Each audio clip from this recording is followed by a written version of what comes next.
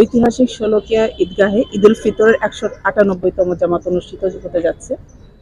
প্রতি বছরের ন্যায় এবছর সকাল 10টায় আমাদের এই শোলাকিয়ার এই প্রাঙ্গণে ঈদ জামাতটি অনুষ্ঠিত হবে এবং এবার ইমাম হিসাবে মুফতি আবুল খায়ের মোহাম্মদ সাইফুল্লাহ খতিব বড় বাজার জামে মসজিদকে নিয়োগ দেওয়া হয়েছে এবং বিকল্প ইমাম হিসাবে আমাদের এখানে আছেন জোবায়ের ইবনে আব্দুল হাই, প্রভাষক, হযরতনগর AU কামিল মাদ্রাসা। আপনারা জানেন যে এই উপলক্ষে সারা দেশ থেকে দেশ বিদেশ থেকে প্রচুর ধর্মপ্রাণ মুসলমান এখানে আসবেন ঈদের জামাতটা আদায় করতে।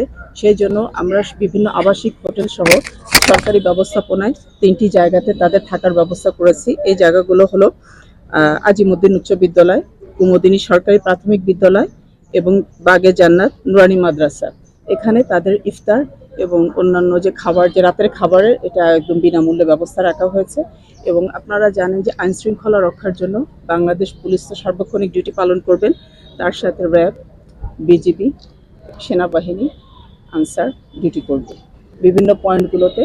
এবং ম্যাজিস্ট্রিয়াল এবং অন্যান্য আইন শৃঙ্খলা পরিস্থিতি নিয়ন্ত্রণের জন্য আমাদের কিন্তু বিজ্ঞ নির্বাহী ম্যাজিস্ট্রেট নিয়োগ দেওয়া হয়েছে, যারা বিভিন্ন পয়েন্টে থেকে আইন শৃঙ্খলা নিয়ন্ত্রণে আইন শৃঙ্খলা বাহিনীকে সার্বিক সহযোগিতা প্রদান করবে। ঈদ উপলক্ষে বাংলাদেশ রেলওয়ে 2টি স্পেশাল ট্রেনের ব্যবস্থা করেছে, যার একটি ঈদের দিন সকালবেলায় 5টা 45-এ ময়মনসিংহ থেকে কিশোরগঞ্জ আসবে, আরেকটি সকাল 6টায় ভৈরব থেকে কিশোরগঞ্জের উদ্দেশ্যে যাত্রা করবে এবং ঈদ জামাত শেষে এই ট্রেন দুটি 12টার সময় নির্দিষ্ট গন্তব্যস্থলে যাত্রীদেরকে নিয়ে যাবে। এবং আপনারা জানেন যে বিপুল সংখ্যক মুসল্লি যেহেতু এখানে উপস্থিত হবেন, তাদের সুপেয় পানির ব্যবস্থা, ওয়াশরুমের জন্য আমরা জনস্বাস্থ্য প্রকৌশল এবং পৌরসভার সহায়তায় প্রয়োজনীয় ব্যবস্থা গ্রহণ করেছি। পুকুর, টয়লেট, ওয়াশ ব্লক এগুলো ক্লিন করা হয়েছে। বিভিন্ন পয়েন্টে খাওয়ার পানির জন্য ব্যবস্থা করা হয়েছে।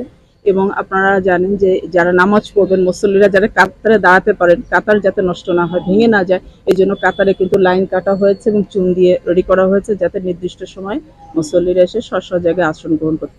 এবার একটি বৈশিষ্ট্য হলো যে এবার আমরা যারা আসবেন মুসল্লি, যারা ঈদের জামাতে অংশগ্রহণ করবেন, তারা শুধু জায়নামাজ এবং মোবাইল ক্যারি করতে পারবেন। কোনো ধরনের ছাতা বা অন্য কোনো ধরনের ইলেকট্রনিক ডিভাইস নেওয়া যাবে না।